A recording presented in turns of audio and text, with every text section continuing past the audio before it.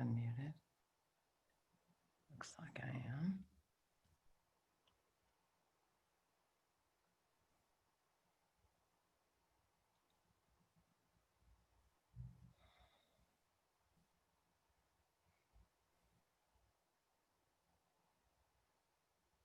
Welcome to the candidate forum put on by the League of Women Voters of Arlington Heights. My name is Louisa Zanin, and I am from the League of Women Voters of Arlington Heights, Mount Prospect, and Buffalo Grove. I am also a member of our Emerging Leaders program. Founded in 1920 out of the suffragette movement giving women the right to vote, League of Women Voters is a nonpartisan organization that neither supports nor opposes candidates or parties for any office. The League's purpose is to promote political responsibility through the informed and active participation of citizens in the government. Providing this forum also allows citizens to become better informed about the issues facing their community and to become better acquainted with the candidates running for office. We are happy to provide this service for our community. To send in the questions for the candidates, please text 224-306-9521 or email voter.lwvah@gmail.com. All of the candidates were contracted by email and phone prior to today. The candidates have agreed to abide by the ground rules provided by the League of Women Voters. They are as follows. Candidates have flipped a coin to determine speaking order. The moderator will rotate this order during the forum for questions. Each candidate will have 2 minutes for their introduction. Next, each candidate will have 1 minute to answer questions. At the end, each candidate will have a 2-minute closing. League members will act as timers. Candidates will be given 30-second and 15 seconds warning, so we ask the candidates to quickly complete their thoughts before they see a stop card. Time limits will be enforced out of respect for all candidates. Questions will be provided by the audience. Each question will be answered by all candidates, so please, audience, ask questions that pertain to all. Again, we only use questions which can be answered by all candidates. Again, please send questions to 224-306-9521 or email voter.lwvah@gmail.com. Questions will be reviewed by League volunteers for clarity, appropriateness, and to avoid duplication. Candidates have been asked not to interrupt one another. The moderator will repeat a question if asked. The candidates are to speak to the audience. I'd like to introduce you to our moderator for today's event, Felix Garkish. Thank you, Louisa. We will now start our candidate forum. We ask that you bear with us and note that technology is what it is. We are all working our best to ensure that this runs as smoothly as possible. With me on screen, we have our candidates, candidate Sargis Sangari and candidate Jan Schakowsky. We also have our ASL interpreter, Stacy Shine Stapleton, and our timer, League board member Connie Wiseman.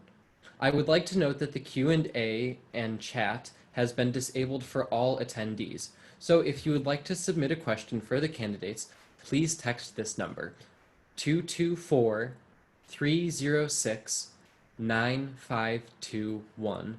Once again, 224-306-9521, or email voter.lwvah@gmail.com. Now, we will start this forum with opening statements headed by candidate Schakowsky. This was determined by a coin toss, and the candidates have agreed to abide by the rules set forth prior to this forum. They will each present a 2-minute introductory statement. The order to start was determined by coin toss. The candidate who opens first will be the last to respond in closing. Then, questions obtained from the audience and vetted by our volunteers will be asked to each candidate, and they will have a minute to respond in alternating order. Each question will be answered by all candidates, so please, audience, ask questions that pertain to all.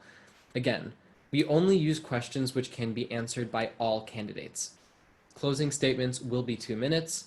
League of Women Voters members will keep time, and candidates, I will ask that you please adhere to the time limits. Candidates, please notice the timer. When you see the stop sign, you may finish your sentence. We will now have candidate Schakowsky open first with her 2-minute opening statement. Thank you, Felix. Thank you, League of Women Voters. It's always a pleasure to be with you, and happy birthday, 100th birthday of the League of Women Voters. Well, this is a time that none of us has experienced before. It is unique in American history. It is a time when at stake are our lives, our livelihood, and the life of our democracy is at stake. COVID-19 has really dominated lives for several months right now. We know that we hit a terrible mark this week of 200,000 Americans who have died, and now it's even more than that, who have died from the COVID virus. And we have nearly 7 million Americans who have been infected. And if you look for national leadership, you aren't going to find it. Though we have such a small percentage of the world's population, about 4%, we have the majority of all the cases, the deaths and the cases in the world. We also have seen at this time the effect of it on the economy. We know that there are about 15 million people who are unemployed right now, people who need food to put on the table. I want you to know that we have a very active constituent service operation, and the calls that we're getting are not like any we've had before. We have more people now, adults, weeping into the telephone saying, I cannot pay my rent. I cannot pay my mortgage. I can't afford the health care that I need and that my family needs. And I cannot put food on the table. Of course, we do as much as we can to recommend, answers to those questions. But this is a really challenging time. And as the League of Women Voters, I know that you're concerned about the challenges to our democracy and to equality in this country. We also have a crisis on the level, talking about the racial justice right now in our country. But also we have a president who is saying that we should just get rid of those ballots, those nasty ballots that could cause a problem in the election. We've never heard anything like that before. So League of Women Voters, we need you more than ever to make sure that people go out to vote. And I want to add one more thing, and that is, please, if you know anyone that has not signed up for the census, it is so incredibly important. For the next 10 years, the amount of money that will come to Illinois or anywhere in the country will be determined by how many people live here. So I want to thank you, League of Women Voters, for your service, for reminding people about the benefits of our democracy. I'm looking for a sign to see if my time is up. I think I'm just going to end there and say thank you. Yeah, your time is up, candidate Schakowsky. Thank you for that. Candidate Sangari, you will have 2 minutes-ish because the technology is weird and you might not be able to see the sign to give your opening statement. As like, don't worry, I'm not a politician, so I just make it simple and brief. First of all, Shabbat Shalom, Congresswoman, and also Shabbat Tova for you, especially on these high holidays for the Jewish community. May your family be safe in the coming year. Felix, Louisa, this is the reason why we do these things, especially for you, younger generation. Really, for us, is a matter of just holding the line as much as possible. It is really in your guys' hands to lead this country in the future. Hopefully, we've left something better for you, and that's what we've tried to do. I'm served 20 plus years in the U.S. military, 6 years of continuous combat operations. I saw a lot of my friends die, lay their life on the line. I saw young men and women like you all that were under my command who actually did perish, unfortunately, in the wars that we fought overseas. And frankly, their sacrifice is something that you all have to carry on with. And I hope that we're able to leave something better for you in the long run, because regardless of what the topics are going to be, what the questions are going to be asked, at the end of the day, if we haven't been able to turn over the reins to the next generation in an effective way where they could work together, reach across the aisle, regardless of their political parties, and work for the requirements of the Constitution of the United States, then we haven't done our job.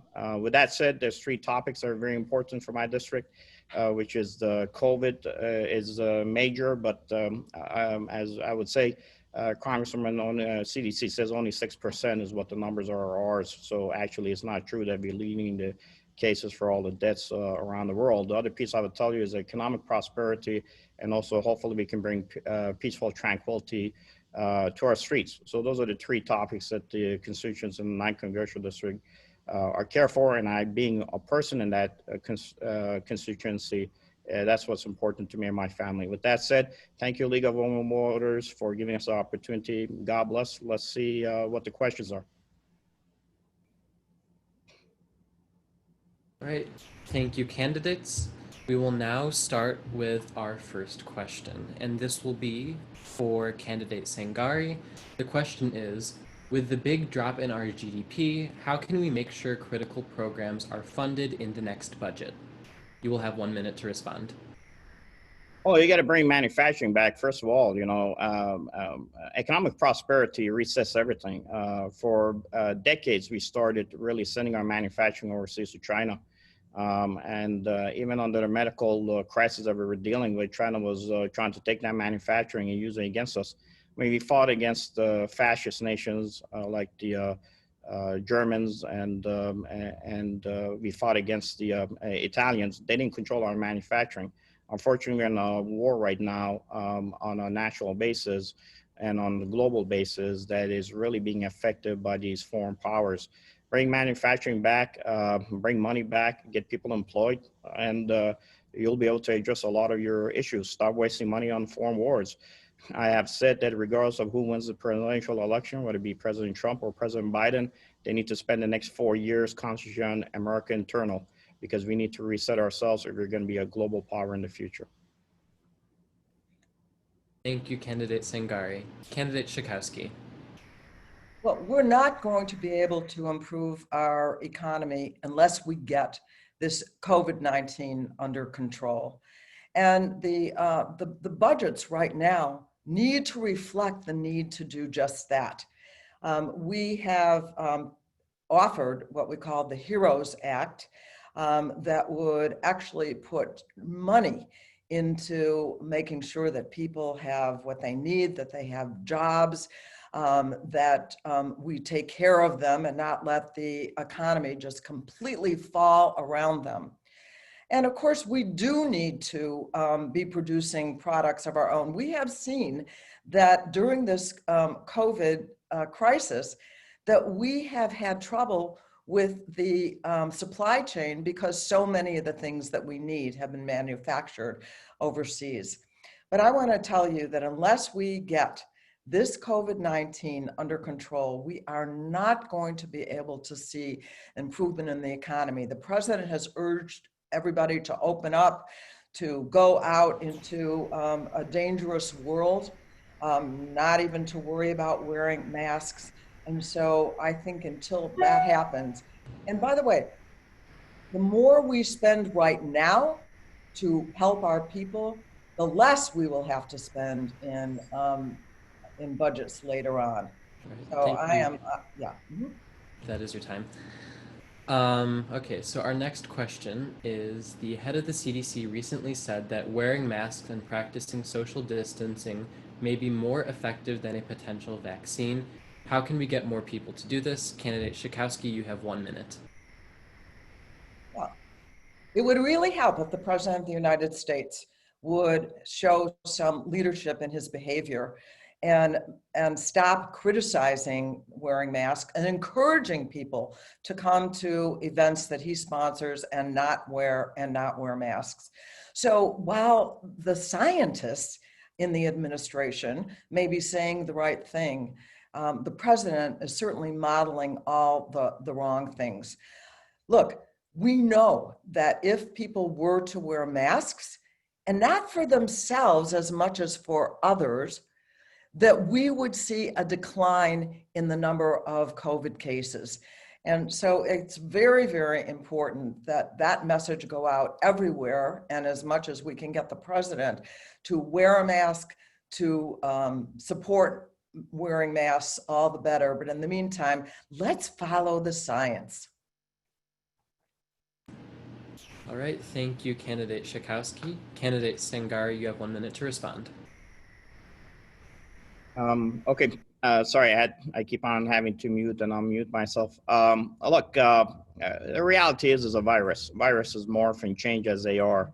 No one is going to be able to tell you either way if something is better than others. Masks, do they work? Yeah, of course. If they work, if the science is telling you they work, then you should use them. Now, with that said, just a couple of days ago, new studies came out from science saying that because we have social distance and we have been wearing masks, that now the virus is starting to mutate. It's not becoming more dangerous, but it's starting to mutate to where it goes beyond those type of protections that we have put to include the mask. So it's becoming more contagious. Look, we're in a position where we have to just react to what this virus does. Nobody's gonna, or we want to beat it, we want to defeat it, but nobody's gonna really know how it's gonna morph. The enemy has a say in this battle. Now, as far as I'm concerned, Americans are adults. Do what you have to do as an adult. I don't need government to tell me what to do. Just let me know what's going on, and I will do my best to be able to ensure that I keep everybody safe as much as possible. All right, thank you, Candidate Sangari. Our next question is, should climate action be a top priority? And what is your plan to keep all Americans safe from a changing climate? Candidate Sangari, you have 1 minute to respond. So I've been asked this multiple times. Look, science on both sides of the aisle on this. You got to bring the scientists together. You know, I'm a military guy over so many years. I'm not a scientist. I can tell you how to take a hill. I can't tell you how to affect climate change. So what I do as a politician when I'm in Congress, you got to bring the scientists together, take a look at what are they saying, try to look at the emerging technologies that we have, use those sort of advantages. They exist already. Private enterprise is not waiting for government to come up with a way of attacking this and doesn't care about what Congress has to say. Private enterprise has already gone out there and has created the things that we need that might be able to help us with the carbon captures.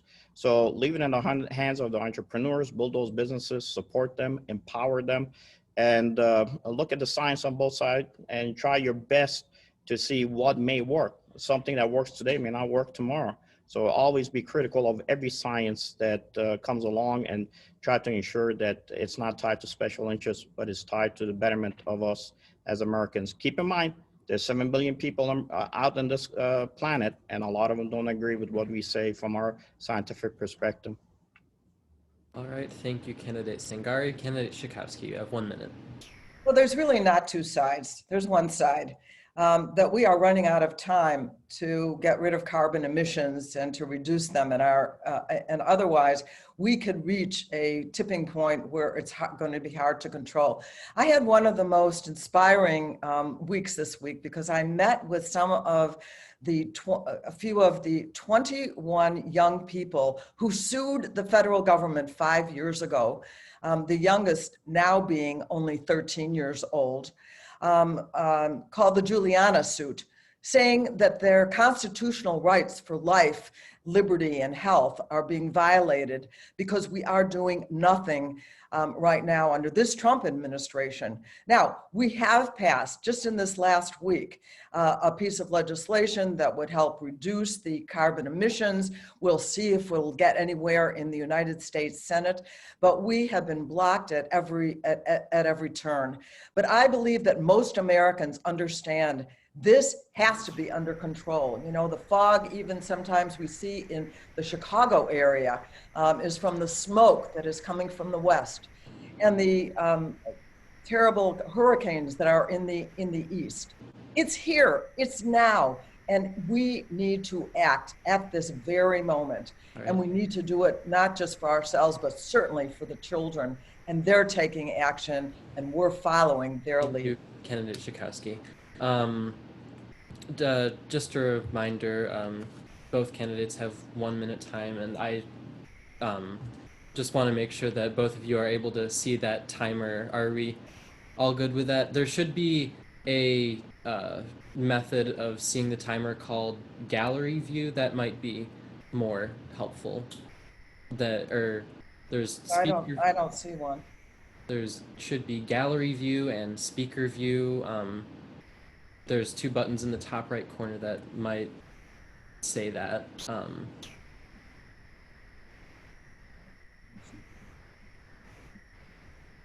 Just so we can make sure that we stay within the time limits. If you hit the arrow, Congresswoman, it's gonna take you to where it says LWV timer, and that's what you're looking at. There, As long as you have that window open. Paint. I don't really see the timer. Use that blue arrow. Oh, I see it now. Okay, sorry. Thank you. All right, are we able to see the timer panel? Oh, I got it. Awesome. Okay, it's crazy how often we find new challenges. I am still finding them, even though we've been doing this for well over 7 months now. So, with that being said, let's get back into it. So we just had candidate Schakowsky answer that question, so that means that it's time to move on to our next one. Our next question is, in the latest report from the trustees of the Social Security and Medicare trust funds, it states that both programs will experience cost growth substantially in excess of GDP growth through the mid-2030s due to population aging. Do you think they should be fully funded? If so, how? And if not, why not? Candidate Schakowsky, you have 1 minute. So Social Security and Medicare are the hallmark programs from the United States, beloved by all. It's really an easy fix, by the way, for Social Security, which right now, by the way, is being drained by the president because he's taking money out of the Social Security Trust Fund from the payroll tax. But we can raise the cap. We can ask wealthier people to continue to pay more into Social Security. Why shouldn't they be? And we can make sure that we fully fund Medicare to the point that we even include eyes and hearing aids, dental. This is the richest country in the world, and we can afford these programs. If it could be in the middle of a depression, they could have Social Security. We can certainly do it now to take care of people who want it. All right, thank you very much, Candidate Schakowsky. Candidate Singari, you have 1 minute to respond. Yeah, so look, Social Security has been rated by everybody. The unfortunate process is because we took it out of where we were managing in a department, and we basically allowed everybody to have access to it. So regardless if they're on the right or the left, Republican, Democrat, Independent, they're all sucking money out of it.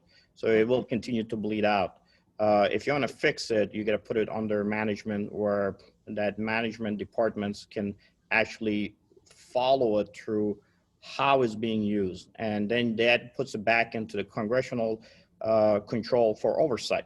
And then once you have oversight, then congressmen now and senators have to be on the record to justify why we need to bleed it out. I think actually Social Security should have more ads on for seniors because our seniors are the ones that rely on it. And I think anybody else who's sucking money out of Social Security that doesn't fall into that category, you have to justify why we're giving money to them. And it cannot be on these socialist programs that people have come up with, which have nothing to do with protecting our seniors. All right, thank you, Candidate Singari. Isn't there a way I can respond to that briefly? Yes, just as a reminder to the candidates, you both have 2 rebuttals each, and those are 30 seconds. And if you would like to... I just want to say that Social Security is not just for the elderly. It is an insurance program for all Americans. I had 2 grandchildren who lost their mother. And so they had some funds that certainly helped them further their education. People with disabilities rely on Social Security and certainly on Medicare as well. So we are lucky that we have a program that is an insurance program that actually increases with the cost of living each year. All right, thank you for your rebuttal, Candidate Schakowsky. But do I get a chance to rebuttal on that too? You can rebut, but that will be counting as one of your Oh, two. you get two rebuttals? Okay. Yeah. That's okay. I just was going to ask what the definition of all Americans is, but we'll go ahead. I'll save it for another time. All right. So with that being said, let's move on to our next question. And as a reminder to the audience, we always appreciate any questions that you have. You can text those to 224-306-9521 or email voter.lwvah@gmail.com. Our question sorters will review those, and you will have a chance to ask your question to both of these candidates. So with that in mind, let's continue on with the questioning. Our next question is, how do we ensure a fair and accurate census during this pandemic? Candidate Sangari, you have 1 minute. I mean, look, I worked in the past for the Census Bureau when I was your age in high school, and all you could do is count the numbers. And you know, I've done it on my part, where I've gone in and fill out the form. It's simple; it's not that difficult. And then you do a follow-up to see how the process goes. It's a matter of just people answering the questions truthfully. If they choose to answer, God bless them. If they choose not to, that's their choice. I think we get a pretty good system. It's worked. I don't think there's any modifications that you have to do to it. Technology has allowed us to make it easier as far as accounting those individuals. But that's it. Count the heads and see who you have in the system, and then try to allocate resources in support of those individuals. Thank you, Candidate Sangari. Candidate Shikowski, you have 1 minute.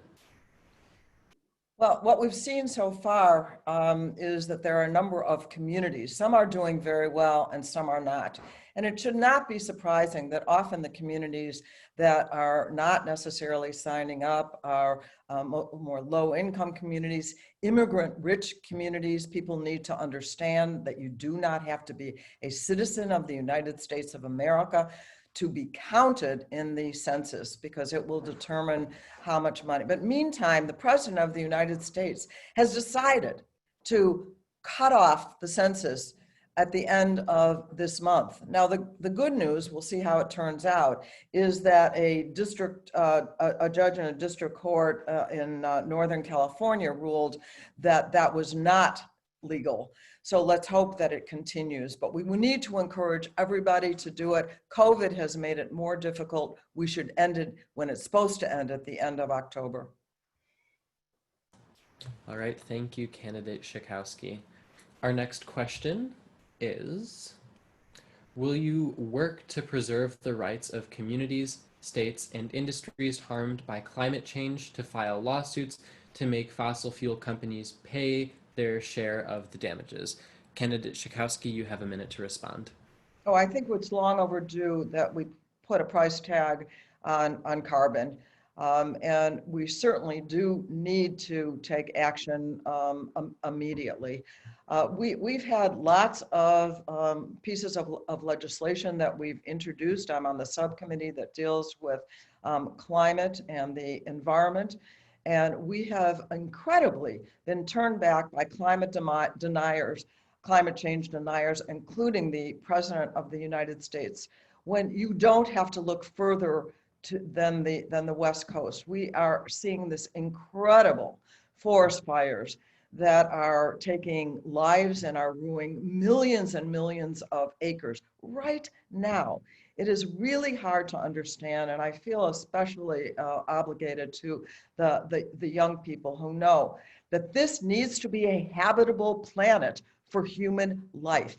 And that very basic premise is being undermined now. Thank you, Candidate Shikowski. Candidate Sangari, you have 1 minute. Yeah, it doesn't help in California. We get people actually setting the fires, and there've been multiple arrested. You need to also highlight that too, Congresswoman. So the reality is, go take a look at it. It's open source. How many people actually started these fires? And some of them are tied to these so-called environmentalist groups that believe the only way you could do it, you start a fire, then you could turn around and you conduct lawsuits against these corporations. Look, I'll give you an example of Chinese Communist Party. CHICOM used COVID to move into South America. They purchased as much as they could, support winning the particular mining that is mining driven specifically for our future technologies. When US tries to develop it internally, especially in the state of Texas, CHICOM gives money through legal sources to these environmentalist groups to be able to conduct lawsuits against those particular companies. China only cares about one thing, controlling future technologies. If that means that they control the iridium battery mining throughout the entire world and they use our own processes against us through lawsuits and court delays, then we'll do so, so that in the future you and Louisa, Felix, will be driving vehicles that are basically all controlled by Chinese interests. All right, thank you, candidate Sangari. Our next question is, how will you support legislative solutions to safeguard scientific integrity and hold federal agencies accountable for ensuring science isn't sidelined from the process of protecting public health, safety, and the environment? Candidate, just making sure here because it's hard to keep track. Candidate Sangari, you have 1 minute to respond. Look, special interest is always going to be part of DC, is a reality of it. If it wasn't, you wouldn't have incumbents that stay in this case, from the person I'm running against for 22 years. Special interest drives DC. As they say, money talks, BS walks. That's the reality of it. So the only way you could do it is to ensure that you break the back of special interests within Washington. And the only way you could do it is really, you got to vote new, fresh ideas, individuals with new perspectives. And I'm running. I'm 51 years old this year. But I'd rather see guys like you, Felix, and Louisa, you all run. It shouldn't be where we have individuals who've been sitting in their seats for 20, 30, 40, 45 years. It makes no sense. You want to be able to affect it, and that's fine. I'm running to open the breach point for you all to come after me and run and bring new perspective to Washington. As long as that doesn't happen, you'll never be able to beat the issues that you just described. Oh, what? All right, thank you, Oh, wait. Sangari. Okay. Candidate Shakowski, you have 1 minute. Can you hear me? Yes, we can. Okay. What was the question? Sure. The question was, how will you support legislative solutions to safeguard scientific integrity and hold federal agencies accountable for ensuring science is not sidelined from the process of protecting public health, safety, and the environment? Well, we have seen now that people who disagree with the President of the United States, their jobs are imperiled, even the best scientists and best people in the defense arena and the intelligence arena. And so it's an attack on our democracy right now that we're seeing. And we have to reestablish the kind of integrity in our system that allows the experts and the scientists to be able to freely do their job, more than do their job, to lead us in the wise decision-making that needs to be made. This is imperiled right now. You know, we hear the president then just saying, oh, he didn't understand the question, or I don't agree with that, and undermining science at every single turn. We need a new president is what we need. All right. Thank you, candidate Shakowski. I think I'm going to use one of my rebuttals here. Go ahead. Okay, look. The president said that he believes in therapeutics. The other side of the house comes up and says, well, no, we need to believe in science. So he says, okay, we're going to develop a vaccine. The other side comes up and says, no, the vaccine is dangerous. We have to have other checks. This is a reality of Washington. Nobody wants to work together. Nobody wants to reach across the aisle. The PPO office, the Presidential Personnel Office, has individuals sitting on it since Carter administration. Since Carter administration. You think those individuals care about pushing an agenda that is a new perspective on how science is looking at stuff? No, they don't. You got to clean Washington. You got to bring brand new perspective if you want to get anything done. All right. Thank you, candidate Sangari, for your rebuttal. Our next question is going to be, what can be done at the federal level to protect voting rights and place standards on states? Candidate Shakowski, you have 1 minute. Well, I think we need to have some national standards on voting right now. We can see that because there are states that are trying to undermine the vote. There's even discussion about redefining electors by state legislatures. This is a serious issue of making sure that every single person has the right to vote. For example, we're trying to get national legislation that would say that every state should allow voting by mail. And it certainly shouldn't be undermined by the president, who said we just have to take away those ballots. And so I think there are national standards that we need to set to make sure that every citizen, every place is guaranteed the right to vote without having to climb over unnecessary barriers. Thank you, Candidate Schakowsky.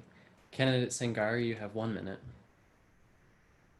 Oh, look, there's every state has their own means and ways of running their ballots and votes, and when they vote, when they don't vote. I mean, a lot of it is programmed in to make it very difficult. Me as a Republican trying to run in the 9th congressional district, not only do I have to run in an open primary where the opposite party can run somebody against me to knock me out before I even meet their primary candidate, in this case, an incumbent with 22 years in, with a machine cranking out votes for them, you know, in a general election. And then they allow me to only collect my signatures during the coldest times of the month. So they put it in a position where I don't have any time to do anything about it. And within 3 months, I have to run a primary. And this will happen regardless if I win November 3rd, you know, right away, the machine is stacked against you. But you have various different viewpoints on voting. You even have a ranked choice voting now that is being implemented with some states. We just got to do what we can do is keep that vote, you know, empower the individuals' votes. A vagrant on the street, the beauty of our nation is, has the same weight to their vote as the president of the United States. We got to ensure that he has a right, or she has a right to vote. Thank you, Candidate Sangari. Our next question is, the pandemic has seriously impacted education at all levels. What can be done at the federal level to even the playing field so that all of our children have access to a quality public education? Candidate Sangari, you will have 1 minute to respond. School choice. School choice is what everybody in the 9th congressional district I met with has talked to him about, especially the lower rung individuals that are on the lower rung when it comes to their ability to be able to get their kids to a school that they want of their choice. All my kids are in public school.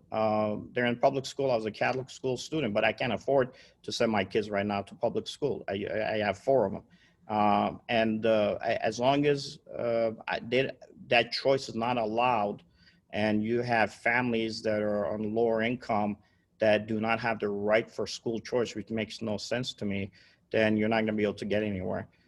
So I should have a choice as to where I want to send my kid and what I want him to, and who I want him to teach him. It shouldn't be dictated by the federal government as to what the standards are. If you take a look at the standards across the board nationally, and I'm not talking about our district, we're not competing on the global standard. And that's because we're concentrating on things that have nothing to do with functional issues that you got to deal with on a daily basis to run your life. All right, thank you, Candidate Sangari, for your response. Candidate Schakowsky, you have 1 minute.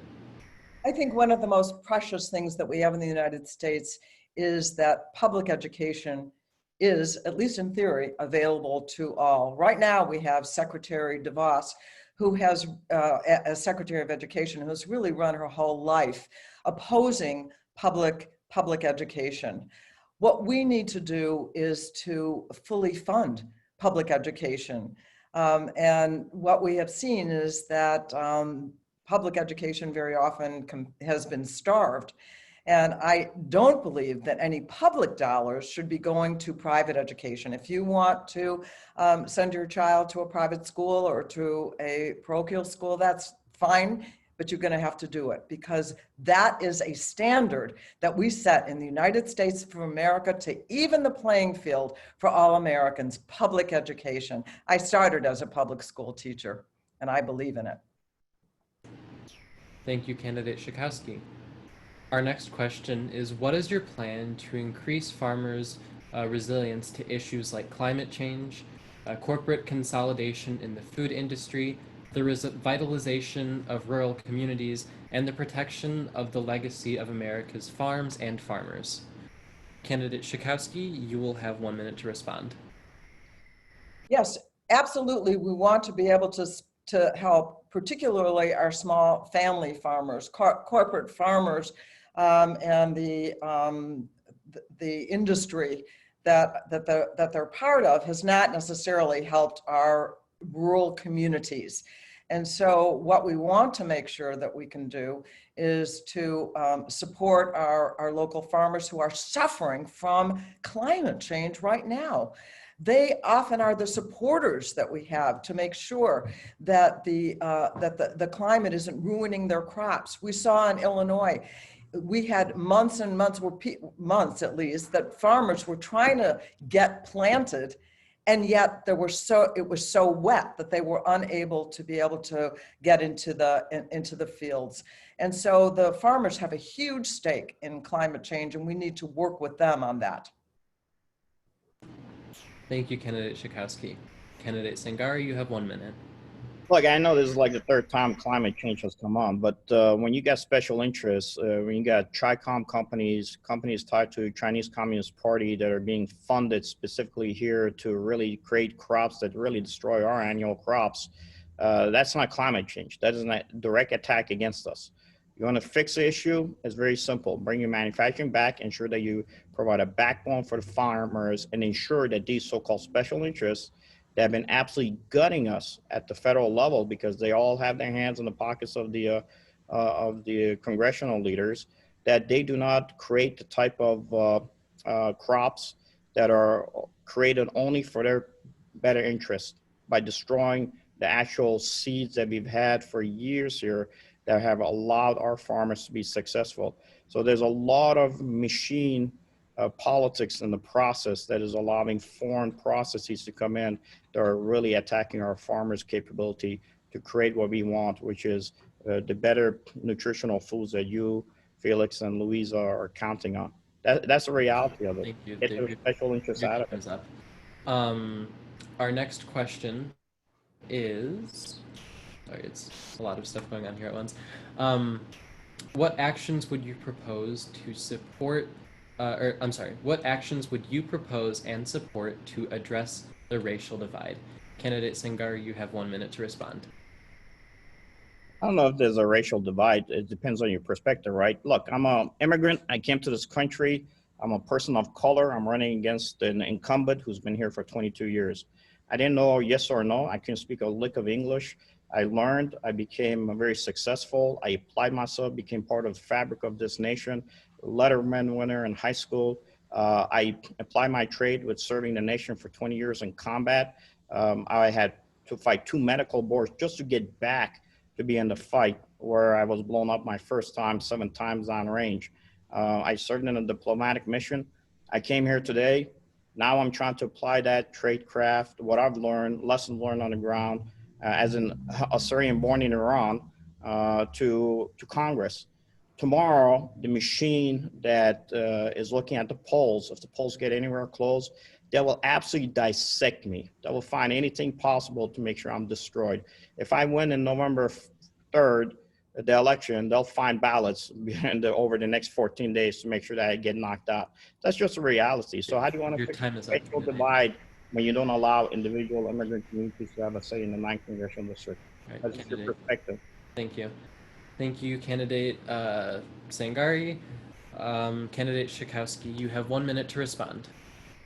I think that the country has really awakened to the problem of racial injustice, particularly in our the system of laws and policing.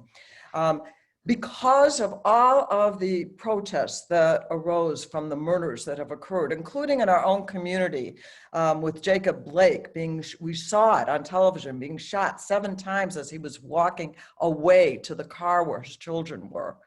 And so we passed a bill, the Justice in Policing Act, which was never on the agenda until people in their protests said we have to do something. And we passed that in the House of Representatives to ban chokeholds, to stop no-knock warrants, to end the qualifying immunity that gives officers an opportunity to escape any blame. So we're doing things. Thank you, Candidate Schakowsky. Our next question is, what is your position on the topic of school choice and the president's need to use executive order to ensure that American history is taught in schools? Candidate Schakowsky, you will have 1 minute to respond. Well, actually, I think the president was trying to say that he thinks that the schools are infected with some sort of left-wing ideology. And so he wants to impose on the schools a certain curriculum, which fortunately is not going to happen because the president doesn't have that authority to do it.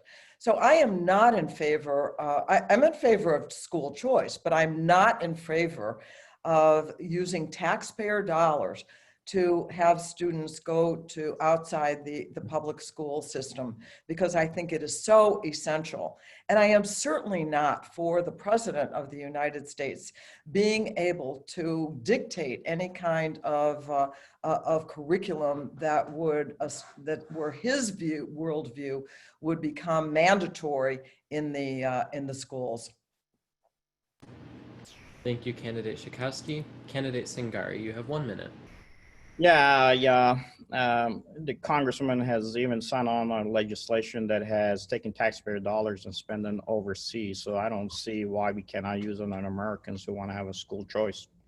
If I want to send my kids to a certain school and I want to send them in a school that I know that they're going to be part of a gang, they'll be under pressure, they won't be able to be successful, maybe the teachers are not capable, maybe the school hasn't made the requirements to meet the grade, then why should I not have the opportunity to go somewhere else?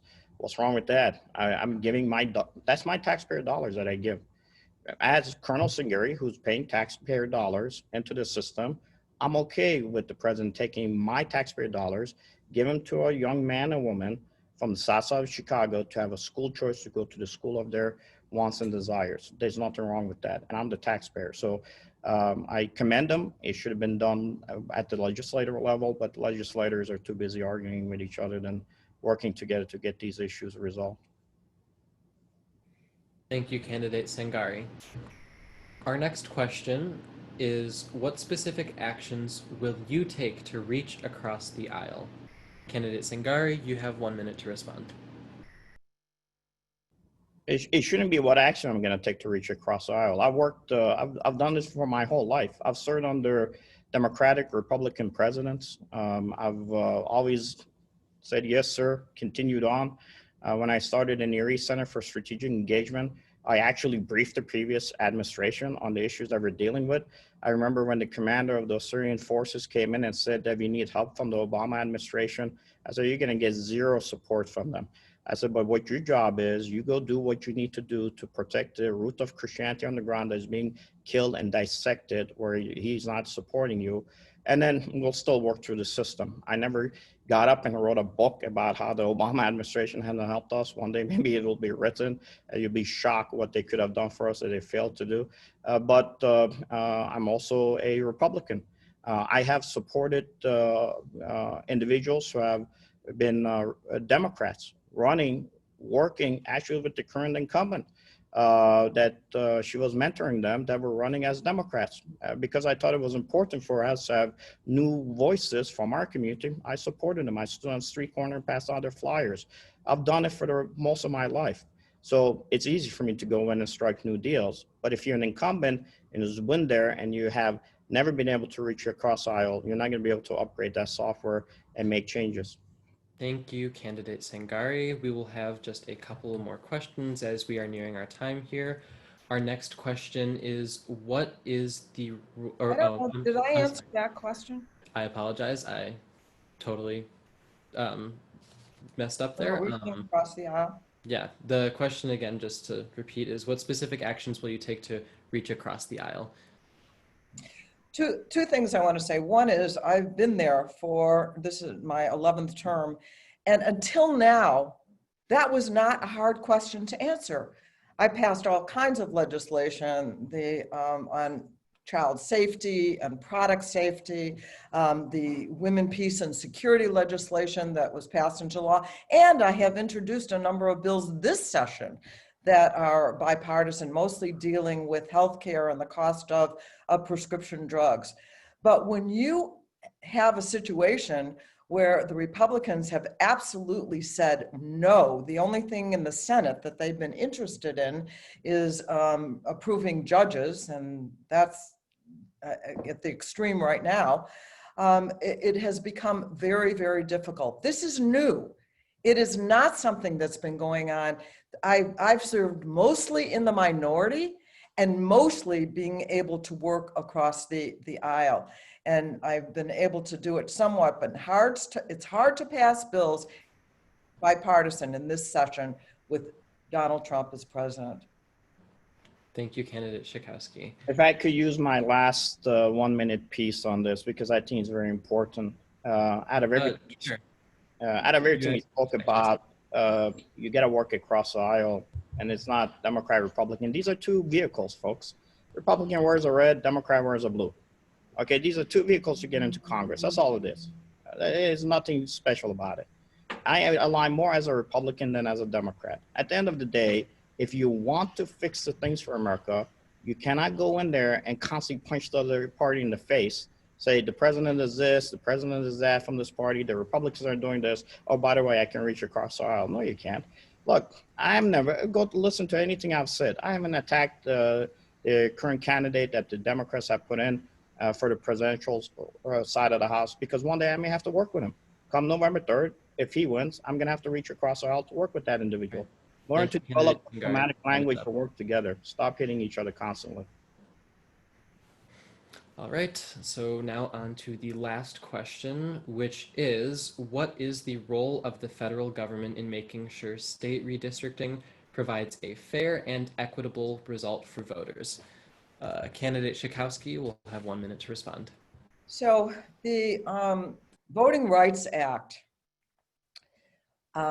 which has now been amended, unfortunately, made it very clear that there were certain states that were discriminating against making sure that redistricting was done correctly, that minorities were properly represented. John Lewis, many times, almost gave his life to make sure that that was done in an equitable way. Unfortunately, again, the current Supreme Court, with its majority, was able to change that so that states that had been guilty of violating the Voting Rights Act now would be able to be without the kind of scrutiny that they had had before. This was, I remember John Lewis and the pain that he felt after all the work that he had done to get the Voting Rights Act passed in a way that assured equality. So we need to go back to it. Thank you, Candidate Schakowsky. Candidate Sangari. Yeah, as long as you got gerrymandering and is run by one party, whether it be Republican or Democrat, in this case in Illinois is run by the Democrats, you'll never have true representative democracy in our nation. We have a cemetery, a Jewish cemetery in our district, where one of my buddies has two parents buried there. That cemetery is divided between the 10th and the 9th. How the heck do they gerrymander a cemetery that gets divided between 10th and the 9th? Why? So half of the dead people can vote in the 10th, half of them in the 9th? I mean, seriously, it has become ridiculous. And the fact that as long as you have this, and both Republicans and Democrats are at fault for it, don't get me wrong, at fault for it. As long as this, we're never going to have a true ability to have young men and women like you, Felix or Louisa, to be able to run and actually be able to knock out incumbents who sit in their office for so many years. I have all the talents possible. Look what I have to go through. Imagine what a young man and woman has to go through to knock out the incumbents from the two parties. All right, thank you, Candidate Sangari. That is all the questions that we have time for today. So I would first like to, before we get to the closing statements, thank the both of you for taking these questions from the audience. it just goes to show that the quality of this race is still very, very high, and it goes to attest to the character of the constituents in this district, that they are willing and able to engage in the democratic process in this way. So with that being in mind, let us get on to the opening statements. Since candidate Schakowsky was able to go first, or closing, yes, thank you. Since candidate Schakowsky was able to get to the opening statement first, she will be going second, and candidate Sangari will be starting off the closing statements. So candidate Sangari, you have 2 minutes to make your closing statement. First of all, I have to tell you, when you start the political process, you're so disappointed because you see so much absolutely filth and garbage in it. And then we run across young men and women like you, Felix, and I feel pride that America's in the good hands. And I say that because really all I'm doing is trying to set the standards for the future generation, and I hope that I've been able to teach the future generation based on how I've conducted myself in combat, how I've conducted myself professionally at all levels, that I have been able to at least be that standard bearer for how we need to work together. This country needs two parties, but it needs a constitution. We cannot take the constitution, toss it away, and melt away into tribalism, where one tribe picks up a flag of a donkey on it, the other one an elephant, and we just throw stuff at each other. It doesn't work that way. We're Americans. We got to work together as much as possible to ensure that the ideal that our founders established is an ideal that we all preserve. And frankly, do what my friends did and I did when my buddies laid their life on the battlefield. I am an immigrant, a person of color. I understand what immigrants go through. I am a Syrian in Iran born, and we have to deal with Iran in the future. My best features or capabilities are in foreign policy. Go read what I've written on Japan Forward. Go read what I've written on Daily Herald. Go take a look at the necse.net, our historical files from the Near East. But also at the same time, I am a father. My wife and my kids are my heart and my love. And I want to make sure that they have the best opportunity to be successful. I cannot guarantee success for them, but I want to give them the best opportunity to be successful. And I want to do the same thing for future people of color who may hopefully get a chance after this election to be able to be there. Vote me in, and if I don't meet your requirements, vote me out in 2 years. It's not that difficult. God bless you, and thank you for giving me the opportunity. Thank you very much, candidate Sangari. Candidate Schakowsky, you have 2 minutes to make a closing statement.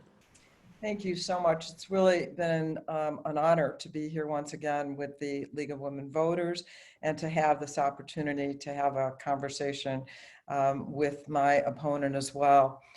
Let me just say that I believe that we have an opportunity of a lifetime in 30 some days, November 3rd, the election, to decide what kind of country we want to be. I think the fundamentals are on the line right now. My opponent mentioned the Constitution. I really think that we have a president right now who has no regard for the Constitution of the United States. And we have to get back to the normalcy of abiding by the Constitution, but we also do have to create more and more diversity in who represents this country. Age is one of those things, and certainly when we talk about ethnicity and race. But I am so proud that in the House of Representatives, we now have over 100 women that are there.